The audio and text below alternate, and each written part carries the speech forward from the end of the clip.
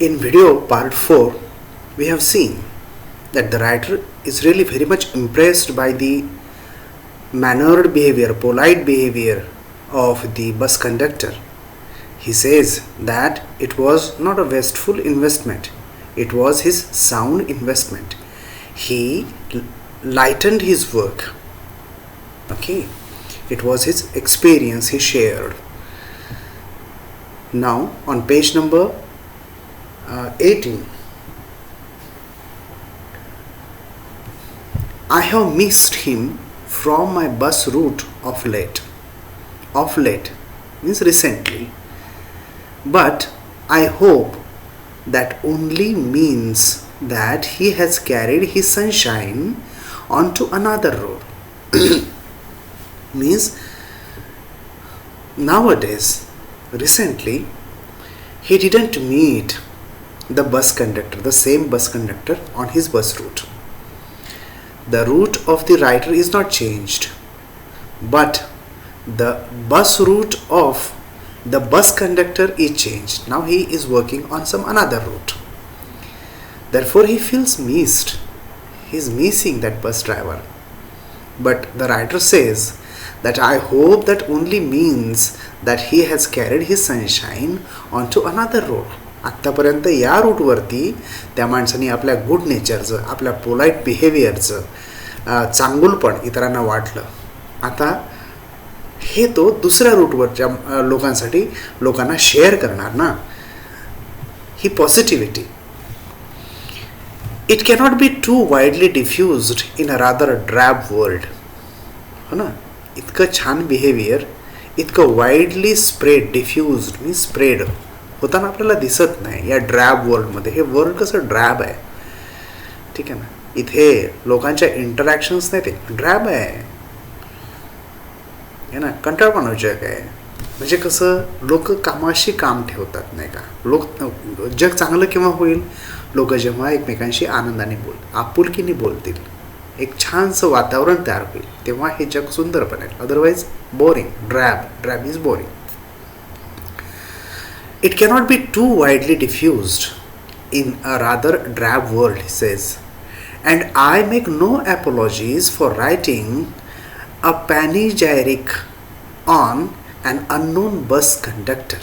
आणि तो म्हणतो एक अननोन बस कंडक्टर होता, त्याच्यावरती मी त्याचं गुणगान करणारं लिखाण, पॅनेजायरिक मीन्स एखादं असं लिटररी वर्क किंवा वर्क जे कोणाच्या तरी गुणांचं वर्णन करतं ना, प्रशंसा करतं, त्याच्याबद्दल लिहिल्या गेलेलं लिखाण जे त्याला पॅनेजायरिक म्हणतात.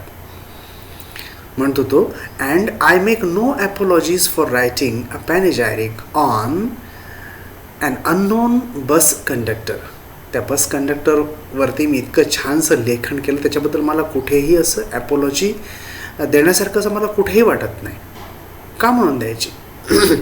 If Wordsworth could gather lessons of wisdom from the poor leech gatherer on the lonely moor, I see no reason why lesser people should not take lessons in conduct from one who shows how a very modest calling may be dignified by good temper and kindly feeling.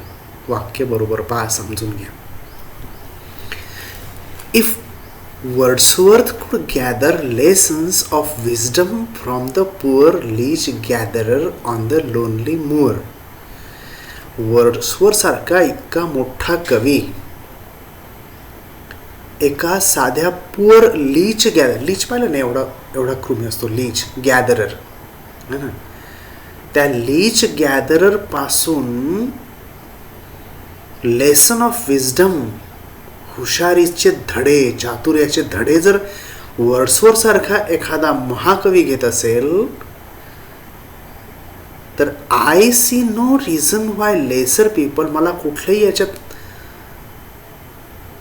कुठेही असं वाटत नाही, कमीपणा वाटत नाही की laser people म्हणजे low रँक्ड people, कमी दर्जाचे लोक जे थोडं खालची कामं करतात, असली लोक, लेसर पीपल.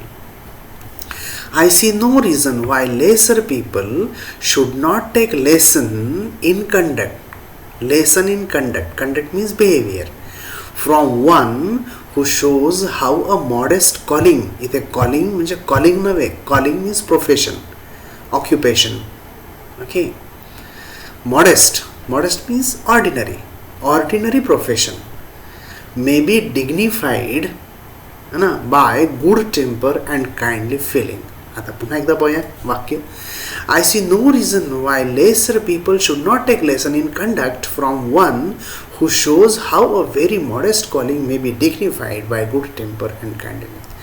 की जे लो रँक्ड लोक आहेत किंवा एक थोडासा खालचा, वरचे व्यवसाय नाही, खालचा व्यवसाय, खालचं प्रोफेशन करणारी माणसं आहे, या माणसांनी अशा व्यक्तींकडून निश्चित धडा घेतला पाहिजे जे मॉडेस्ट कॉलिंगमध्ये आहेत, अत्यंत ऑर्डिनरी प्रोफेशन करतात आहेत बस कंडक्टरसारखं, पण ह्या प्रोफेशनला सुद्धा एक डिग्निटी प्रदान करतात. केवळ कशामुळे? गुड टेम्परमुळे आपल्या आणि काइंडली फिलिंगमुळे. या त्यांच्या चांगल्या गुणांमुळे इतक्या सर्वसामान्य प्रोफेशनला सुद्धा ते इतक्या छान डिग्निटी बहाल जर करत असतील तर या लोकांकडून सामान्य पेशामधली जी माणसं आहेत त्यांनी कमी न लेखता, कमीपणा न लेखता आपल्या व्यवसायाला डिग्निटी प्रदान करता येणं शक्य आहे म्हणतो. जर वर्ड्सवर्थ सारखा इतका महाकवी एका बिलकुल लोनली मुअर मीन्स ओसाड प्रदेश, एखाद्या ओसाड प्रदेशामध्ये काम करणारा एक पुअर लीच गॅदरर होता, त्याच्याकडून जर तो लेसन ऑफ विजडम घेऊ शकत असेल, हुशारीचे धडे घेऊ शकत असेल, त्याच्याकडून त्याला खरंच मोठे लेसन्स मिळू शकत असतील, तर या साधारणच्या व्यवसायामध्ये काम करणाऱ्या माणसाकडून आपण चांगुलपणाचे, काइंडली फिलिंगचे धडे का घेऊ शकत नाही आणि आपलं प्रोफेशन डिग्निफाईड का करू शकत नाही? It is a matter of general agreement that the war has had a chilling effect upon those little everyday civilities of behavior that sweetens the general air. समजून घ्या. It is a matter of general agreement. सर्वमान्य बाब आहे that if a war is waged, after war situation कशी असते, ही after war situation जे सोसायटीमधलं sweetness आहे ना, हे स्वीटनेस हिरावून नेण्यास कारणीभूत ठरतेच. There are chilling effects of the wars on everyday civilities, humble behaviours, polite behaviours, ह्याला डॅमेज करते वार. कसं? पोस्ट वार पिरियडमध्ये म्हणजे वार झाल्यानंतरची कंडिशन अशी होते ना की त्यावेळेला लोक इन्सिक्युअर फील करतात. एक. दुसरं, महागाई प्रचंड वाढते, वस्तूंची चणचण भासते, गरिबी वाढते. याच्यामध्ये हे सगळं असताना एक व्यक्ती दुसऱ्या व्यक्तीसोबत डील करत असताना जो बिझनेस लाईक, मला किती मिळेल, हावरटपणा वाढतो, लुबाडणं वाढतं, फसवेगिरी वाढते, छळणं वाढतं. याच्यामुळं काय होतं, सोसायटीमधले जे स्वीटनेस आहे, स्वीटनेस कशामुळे येतं, एकमेकांचे चांगले संबंध जर असतील, हसते खेळते संबंध जर असतील तर सोसायटी स्वीट असते. पण वार पिरियड नंतरची सोसायटी स्वीट राहत नाही. त्याच्यामुळं वारचे जे इफेक्ट आहे सोसायटीवरचे, पर्टिक्युलरली सिव्हिलिटी जी आहे, everyday civility, that damages. We must get those civilities back if we are to make life kindly and tolerable for each other. ना, आपल्याला चांगल्या सोसायटीमध्ये जर राहायचं असेल, एक नाईस सोसायटी, स्वीट सोसायटीमध्ये राहायचं असेल, तर आपल्याला त्या सगळ्या सिव्हिलिटीज, ते सगळे छान पोलाईट बिहेवियर्स आहेत, ते पोलाईट बिहेवियर्स आपल्या सोसायटीमध्ये आणावे लागतील. कसं? एकमेकांशी काइंडली बिहेव करून, टॉलरेबल बिहेव करून आपण ह्या सिव्हिलिटीज वापस आणू शकतो. This is possible. It depends on the person who are living in the society. We should live with one another, each other nicely, kindly, okay, so that we can be tolerable to each other. We cannot get them civilities. We cannot get those civilities back by invoking the law. ह्या सिव्हिलिटीज केवळ law नाही आणू शकत. Law आणणारे किंवा लॉची व्यवस्था करणारे, law and order ठेवणारे कोण आहे? Policeman. The policeman is a necessary symbol and the law is a necessary institution for a society that is still somewhat lower than the angels. हो की नाही? पोलिसमन गरजेचं आहे, लॉ पण गरजेचं आहे. लॉ नावाची जी इन्स्टिट्यूशन आहे, कोर्ट आहे, कचेरी आहे, हे सगळं गरजेचं आहे. कोणत्या सोसायटीसाठी? जी अजूनही तेवढी सिव्हिलाइज्ड सोसायटी नसेल तिथे. लोक जिथे अजूनही अनसिव्हिलाइज्ड बार्बॅरियस वेजनी बिहेव करत असतील अशा सोसायटीमध्ये policeman are important, necessary. Law system is necessary, but for the civilised society it is good manners, right, which will bring about the change. But the law can only protect us against material attack. समजा law आहेही आपल्या institution आहेही आपल्या सोसायटीमध्ये, तर हा law आपल्याला material attack, physical अटॅकपासून वाचवू शकेल. जर कोणी आपल्याशी मिसबिहेव केलं असेल, जर असं कोणी रूड वर्ड्स वापरले असतील, तिथे लॉ स्टेप इन होऊ शकत नाही. लॉ आपल्याला वाचवू शकत नाही. लॉच्या हद्दीमधल्या गोष्टी नाहीत या. But the law can only protect us against material attack, physical attack, आपल्या शारीरिक attack. Nor will the liftman's way of meeting moral affront by physical violence help us to restore the civilities. आपल्या लिफ्टमननी जो प्रकार वापरला, समोरचा माणूस असभ्यपणे बोलला किंवा प्लीज या शब्दाचा वापर न केल्यामुळे त्यांनी सरळ फिजिकल असॉल्ट केला, त्याला हाकलून दिलं, बाहेर ढकलून दिलं. असा हा जो प्रकार आहे लिफ्टमनचा, liftman's way of meeting moral affront, त्याचा moral insult, affront means offence, moral offence जो झाला त्याच्या अगेन्स्ट, तर त्यांनी त्याच्यावरती रिॲक्शन कशी दिली? फिजिकल व्हायोलन्सने दिली. सो हे फिजिकल व्हायोलन्स सुद्धा wouldn't help us to restore the civilities. आपल्याला जर सिव्हिलिटीज पुन्हा प्राप्त करायच्या असतील तर to regain once again, that is called a restore. तर physical violence is also not, it cannot be used. So I suggest to him, मला त्या लिफ्टमनला सांगावंसं वाटेल that he would have had a more subtle,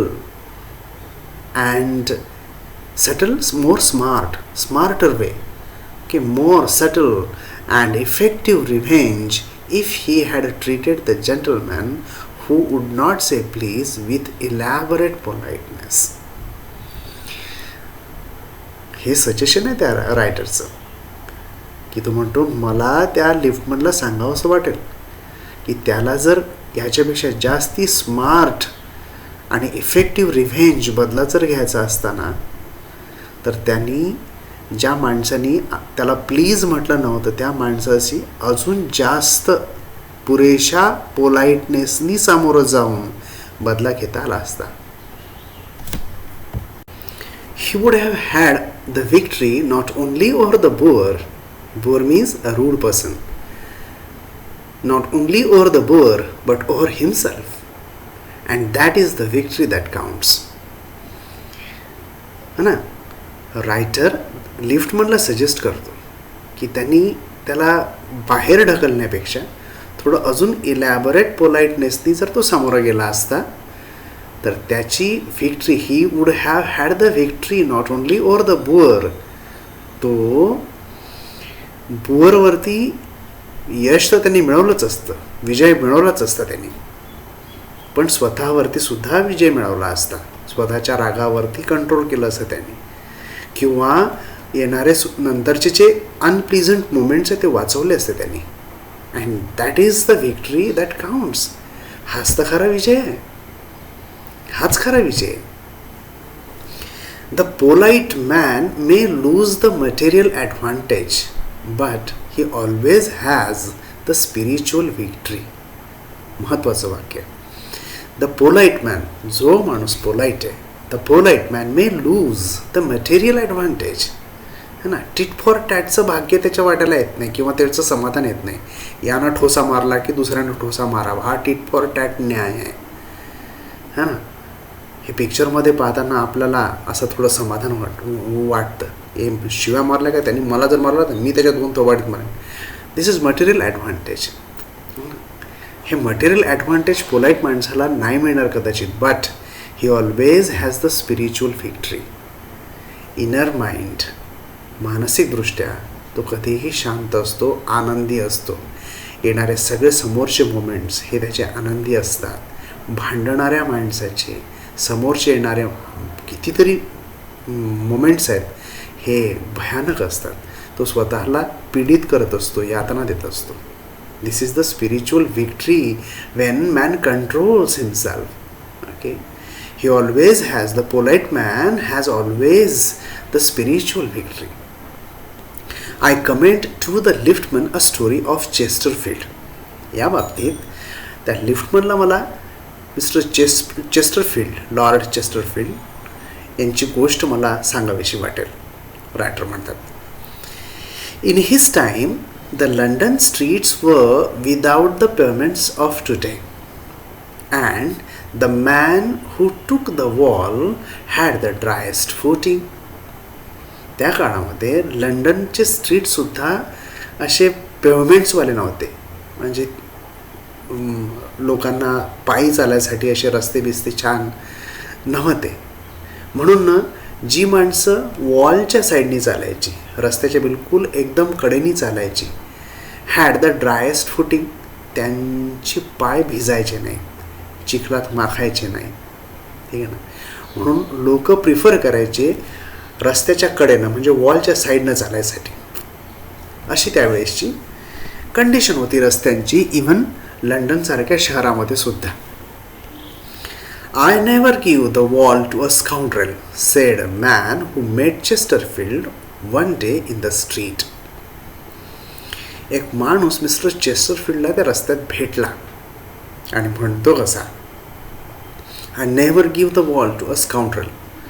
कोणते बदमाश माणसाला wall म्हणजेच वॉलच्या साईडचा रस्ता शेअर करू देत नाही मी. त्याला म्हणतो इथून अजिबात चालायचं नाही, असा तो रूडली बोलला चेस्टरफील्डला. जणू त्याला चेस्टरफील्डला सांगायचं असेल की you just don't come with me along with the wall. है ना. चेस्टरफील्ड त्याच्यावरती काय म्हणतात, रागावले नाही. This was actually insult to Chesterfield, but he didn't retaliate. काय म्हणतात, I always do, said Chesterfield stepping with a bow in to the road. वाकले चेस्टरफील्ड त्याच्यासमोर असे आणि म्हणतात, मी मात्र नेहमी स्काउंड्रेलला वॉलच्या साईडचा रोड देत असतो. आणि पटकन ते रोडच्या मधातून चालायला लागले, जिथून पाय भिजतात, चिखलात माखतात, अशा ठिकाणून चेस्टरफील्ड चालायला लागले. आपल्याकडे थोडा कमी पण घेत, पण ते म्हणतात काय, म्हणतात मी मात्र जर स्काउंड्रल मला जर भेटला ना तर मी मात्र त्याला वॉल देतो. ह्या शब्दामध्ये स्काउंड्रल कोण ठरला, तो माणूस, जो माणूस म्हणत होता की I never give the wall to a scoundrel. साधे शब्द वापरले, काही अपमान पण केला नाही, रागावले पण नाही, काही पण नाही. मात्र जिंकलं कोण, चेस्टरफील्ड. आता जेव्हा जे घरी जातील तेव्हा अपमानाची, हार्श बोलण्याची कुठलीही भावना त्यांच्या डोक्यामध्ये राहणार आहे का, नाही. ते आनंदी जातील बिलकुल खरी. आणि विजय तर मिळवलाच आहे, कारण समोरच्या माणसाला अपराधाची जाणीव झाली पण आहे आणि फुकट स्काउंडर पण तोच ठरला आहे. I hope the liftman will agree that this his revenge was much more sweet than if he had flung the fellow into the mud. Writer म्हणतात की इव्हन लिफ्टमन सुद्धा ह्या वेळेला माझ्याशी अग्री होतील की चेस्टरफील्डनी जो बदला घेतला, हा बदला कितीतरी चांगला बदला घेतला त्यांनी. त्यांनी जर त्या माणसाला रागाच्या भरात चिखलात फेकलं असतं, त्याच्यापेक्षा त्यांनी ह्या अशा पद्धतीने अगदी नम्रतेने घेतलेला बदला चांगला नव्हे का, कितीतरी मच मोर स्वीट. असंच लिफ्टमधलं सुद्धा वागता आलं असतं की नाही? बिलकुल वागता आलं असतं. So the writer emphasizes on this fact that the humble words, humble behavior, okay, are really very important so as to sweeten the society, so as to make the life without any bad feeling. If you want to make your whole surrounding, your own world happy, sweet, it's necessary that you must follow the ways of good manners, polite manners, okay, and use a lot of thank you, a lot of excuse me, a lot of sorry, and a lot of please. I hope you got the whole lesson. It's a rather lengthy lesson, but we have divided this lesson into 5 parts.